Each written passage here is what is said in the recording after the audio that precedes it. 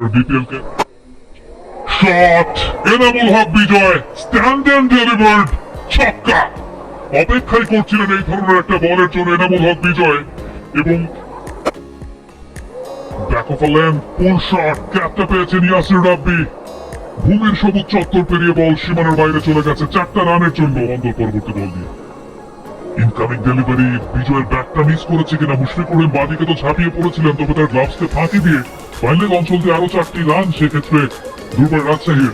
Ripon Mondal back of the lane delivery ছিল, ভেতরের দিকে ঢুকেছে এনামুল বিজয়, জাস্ট জায়গায় দাঁড়িয়ে থেকে গাইড করতে চেয়েছিলেন থার্ড ম্যানে, তার ব্যাটকেও ফাঁকি দিয়েছে, উইকেট কিপারের গ্লাভসও ফাঁকি দিয়েছে।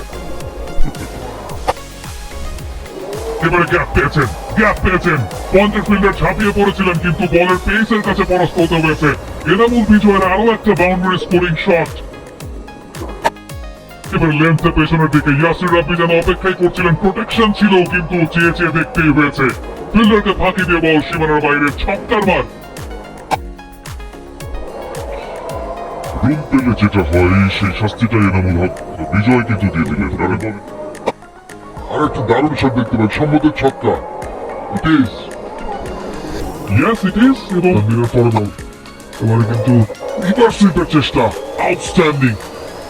ঠিক কামার অঞ্চল দিয়ে বল চলে গেছে সীমানার বাইরে, ইটস আ সিক্স। একটা ইম্পর্টেন্ট বিষয় যে তামিমের যে এক্সপিরিয়েন্স সেই জায়গাটা কিন্তু দেখা যাচ্ছে।